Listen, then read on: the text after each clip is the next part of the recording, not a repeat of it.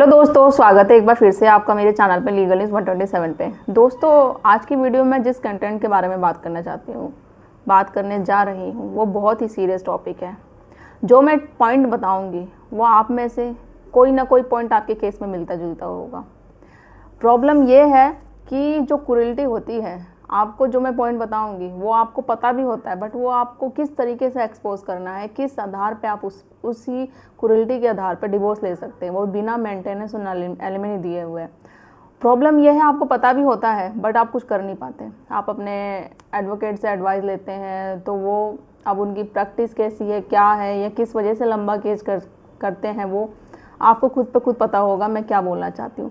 तो उस वजह से आप जो है कि असफल रहते हैं, अपने उस क्रूरल्टी के आधार को अच्छे से एक्सप्रेस नहीं कर पाते। ऐसे बहुत सारे आप जैसे भी लोग हैं जो सेम ऐसी सिचुएशन से गुजरते हैं, बट वो एंड तक फाइट करते रहते हैं क्योंकि उनको लीगल अवेयरनेस होती है, कानून की जानकारी होती है। वो खुद ही अपने बलबूते पे बताते हैं अपने एडवोकेट को, नहीं भी तो सारे जो पॉइंट हैं जहाँ तक वो अवेयर हो रखे हैं, तो उस आधार पर क्रूरल्टी को अपने एक्सपोज कर देते हैं और उसी आधार पर उनको डिवोर्स भी मिल जाता है बिना मेंटेनेंस और एलिमनी दिए हुए। तो आज की वीडियो में मैं इसी टॉपिक पे बात करूंगी। बहुत इंपॉर्टेंट वीडियो है, इसके बिल्कुल मत करना। चैनल पे नए जुड़े हो तो चैनल को लाइक करना, शेयर करना, सब्सक्राइब करना बिल्कुल मत भूलिए। साथ ही बेल आइकन दबा दीजिएगा ताकि आपको टाइम से मेरी वीडियो की नोटिफिकेशन मिलती रहे। और आप जैसे भी लोग भी जो भी पीड़ित है आपके फ्रेंड सर्कल में, रिलेटिव में, वहाँ तक मेरी वीडियो ज़रूर शेयर करिए ताकि उनको भी हेल्प मिल सके। देखो दोस्तों, जैसे कहा जाता है ना, पत्नी कहती है कि मेरे साथ क्रूरल्टी हुई है, मेरे साथ अत्याचार हुआ है, मुझे दहेज के लिए टॉर्चर करते हैं, मार पीट के मुझे भगा दिया गया, जो नॉर्मली यही जो एलिगेशन लगाए जाते हैं पति पे, घर वालों पे। बट एग्जैक्टली हुआ क्या है कि देखो, मैं मानती हूँ कि कुछ जो महिलाएं होती हैं, पत्नियाँ होती हैं, उनके साथ अत्याचार सच में होते हैं, पति करते हैं, बट वो अगर परसेंटेज देखा जाए तो 10% आज की डेट में हो चुके हैं। 90% मान लो झूठे ही महिलाएं केसेस करती हैं।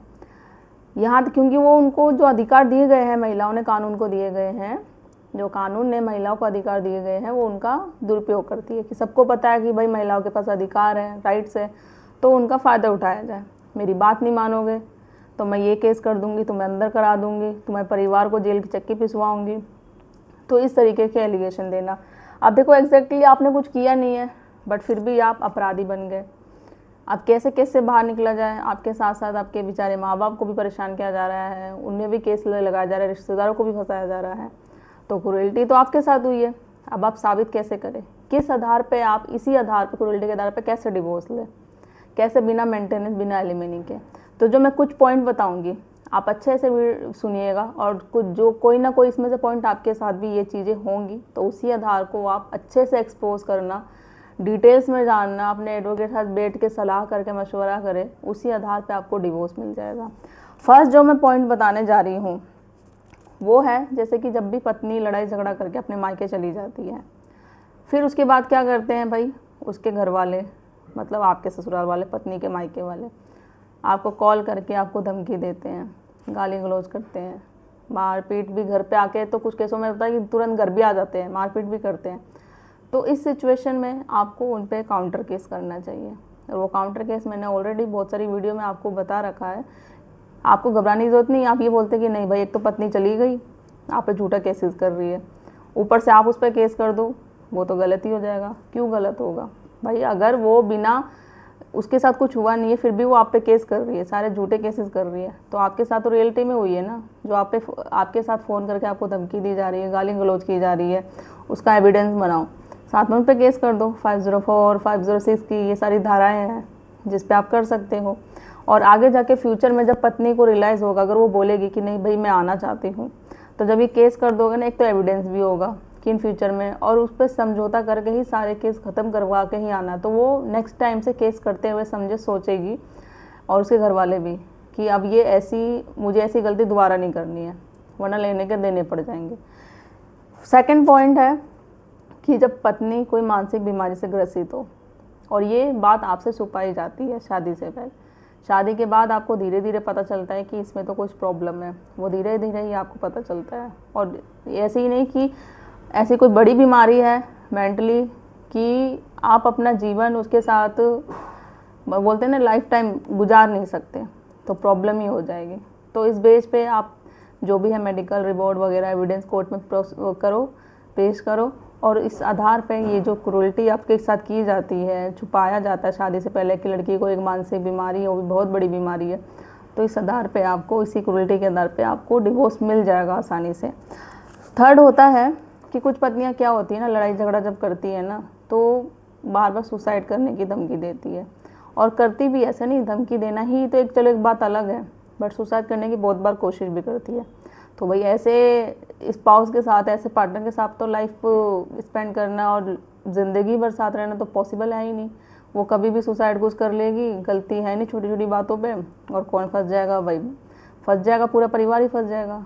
तो ऐसे में आप ये पेश करते हैं, एविडेंस बनाओ, कोर्ट में पेश करो, तो कोर्ट भी समझेगा कि भाई ऐसे लाइफ पार्टनर के साथ आगे ज़िंदगी नहीं बिताई जा सकती है, जिससे उसी को नहीं, पति को नहीं, पूरे परिवार को खतरा है। तो इस आधार पे भी आपको डिवोर्स मिल जाएगा। इसके बाद फोर्थ जो पॉइंट है, पत्नी क्या होती है कि सख्ती मिजाज की होती है। आपको, आप पे बार बार शक करना कि भाई इसका लड़की के साथ अफेयर है, कहीं ऑफिस जा रहे हो आप, आपसे पहले पूछेगी कि कितने लड़कियां हैं ऑफिस में, कोई फ़ोन पे बात कर रहे हो, किसी लड़की से बात कर रहे हो। फॉर एग्ज़ाम्पल अगर आपने बताया कि ऐसे ऐसे कोई एक नई एम्प्लॉय आई है, लड़की आई है इस तरीके से, अब उसका 2-3 दिन के बाद रिएक्शन आप देखोगे, आपका रिलेशन उसके साथ बन जाएगा। वो बोल देगी तुम्हारा अफेयर चल रहा है उस लड़के के साथ, ये से। अब एक्चुअली ऐसा करता कौन है? जिसके दिल में खुद खोट हो, जिसके दिल में खुद चोर हो। वो खुद ऐसा कर रही है तो इसलिए वो, उसकी गलती पता ना चल जाए सामने वाले को, इसलिए वो आपको ऐसा बना रही है, क्योंकि उसका खुद अफेयर चल रहा है। अब वो सोचती किस तरीके से इसको बदनाम किया जाए, तो वो उल्टा, जो अब खुद गलती कर रही है ना, वो आपको वैसा बना देगी कि ये कैरेक्टर लेस है, इसका अफेयर चल रहा है, लड़कियों से हमेशा फ़ोन पे बात करता रहता है, पत्नी कौन कौन सी पूरी शक्ति है आपकी, और वो अपनी गलती को छुपाने के लिए ऐसा करती है। तो आपके कैरेक्टर को भी बदनाम करना पूरी तरीके से, ये एक आधार है जिससे आपको डिवोर्स मिल सकता है, और मिले हैं ऐसे भी आधार पे भी डिवोर्स।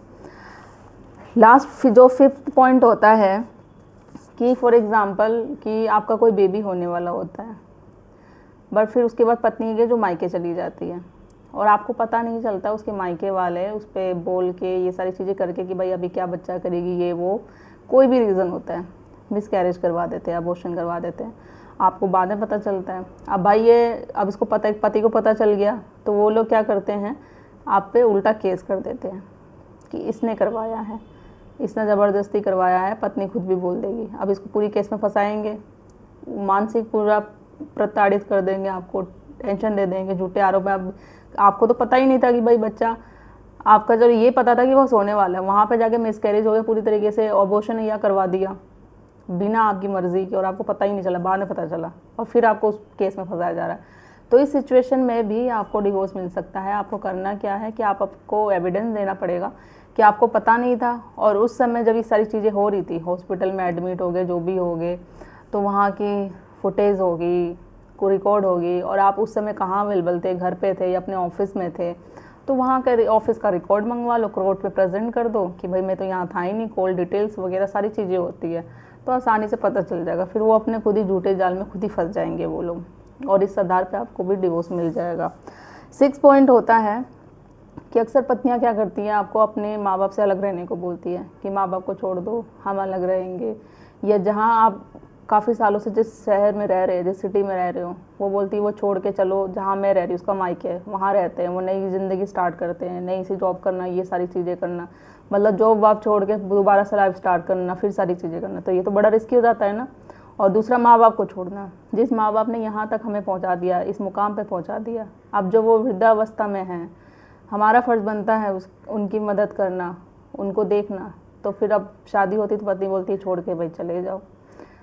तो ये भी एक क्रूरल्टी का आधार होता है, इसको आप अच्छे से एक्सपोज कर देते हैं ना, आपके साथ भी ये मानसिक हो रही है, माँ बाप को छोड़ने का प्रेशर दिया जा रहा है, आपको जॉब छोड़ने का प्रेशर किया जा रहा है, शादी का शहर छोड़ के दूसरे शहर में शिफ्ट होने का बोला जा रहा है, तो कैसे पॉसिबल है ये सारी चीज़ें। तो ये भी एक क्रूरल्टी का आधार है जिससे अब डिवोर्स मिल सकता है बिना मेंटेनेंस, वो भी एलिमनी के। लास्ट जो है 7 पॉइंट की होता क्या है कि वाइफ प्रेग्नेंट होती है, बट आपको पता नहीं चलता, वो मायके चली जाती है, उसके बाद बच्चा पैदा भी हो जाता है, लड़ाई झगड़ा करके किसी बहाने चली गई, बाद में आपको पता चलता है भाई वो प्रेग्नेंट थी, बच्चा भी हो गया और आपको बताया नहीं क्या। जब आप मिलने की कोशिश करते हैं आपके घर वाले, तो मिलने नहीं दिया जाता, टॉर्चर किया जाता है। अब उसके वकील द्वारा उसको ये बोला जाता है कि भाई देखो वो बच्चे की मोह में ज़रूर आएगा, कि उसको जब पता चलेगा कि बच्चा उसका हुआ है, मिलने की भी कोशिश करेगा, तो उसे आपको मिलने नहीं देना है। और जो ये लोग ये एडवाइस देते हैं ना, बहुत गलत करते हैं।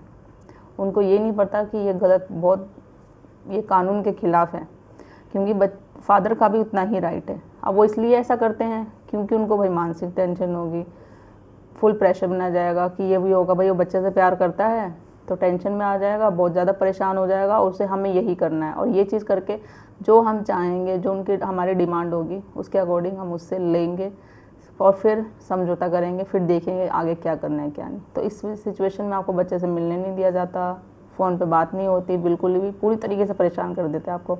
और अब भाई आपका पहला बच्चा है, आपने देखा नहीं है, तो उस सिचुएशन में आप टेंशन में लेंगे, मेंटल फिजिकली परेशानी होंगे, फिर बोलेंगे हाँ तुम्हें जो करना है बताओ, तुम्हारी क्या डिमांड है, मैं सब कुछ करने को तैयार हूँ, बस मुझे मेरे बच्चे से मिलने दो, तुम वापस आ जाओ। तो ये ऐसा किया जाता है। तो ऐसा अगर आपका किया जाता है तो आप केस करो, ऐसा नहीं है, चाइल्ड कस्टडी का भी केस कर सकते हो, विजिटिंग राइट्स का भी केस कर सकते हो। ऐसा कोई लॉ नहीं है, कोई कानून नहीं है जो आपको बच्चे से आपके मिलने से रोके, और जो ऐसा करता है वो बिल्कुल गलत कर रहा है। तो ये सारे जो आधार मैंने बताए हैं ना आपको, जो सारे पॉइंट्स बताए हैं, इन सारे मैटर को एक ग्रैंड क्रूरल्टी माना जाता है, और इन सब आधारों पे आपको डिवोर्स मिल सकता है, वो भी बिना मेंटेनेंस और एलिमनी के। बट फ़र्ज़ ये है कि आपको इन सब को गंभीरता से लेना पड़ेगा, एक्सपोज कैसे करना है, कैसे तरीक़ों को प्रेजेंट करना है, कैसे पिटीशन फाइल करनी है, अच्छे से आपको प्रेजेंट करना पड़ेगा, कोर्ट में आपको अपनी बात रखनी पड़ेगी। तो आई एम डैम श्योर आपको डिवोर्स मिलेगा ही मिलेगा, और इसमें आपको कोई मेंटेनेंस और एलिमनी देने की ज़रूरत नहीं पड़ेगी। तो आशा करती हूँ आप जो लोग अभी मेरी वीडियो देख रहे हैं, आपके केसों में इनमें से कोई भी पॉइंट एक आपके साथ सेम मैच करती हो, तो उस आधार को बनाओ अपना डिवोर्स का ग्राउंड, और कोर्ट में केस फाइट करो, अच्छे और डीपली तरीके से आप उसे प्रेजेंट करो, ठीक है। तो ज़्यादा से ज़्यादा लोग तक आप शेयर करिए, चैनल को सब्सक्राइब करना बिल्कुल मत भूलिए। और भी कुछ पॉइंट रहते होंगे, कुछ हेल्प चाहते हैं तो आप कॉल पे बात कर सकते हैं अपॉइंटमेंट बुक करके। जल्दी मिलती हूँ ऐसे इंफॉर्मेटिव वीडियो के साथ, तब तक के लिए थैंक यू।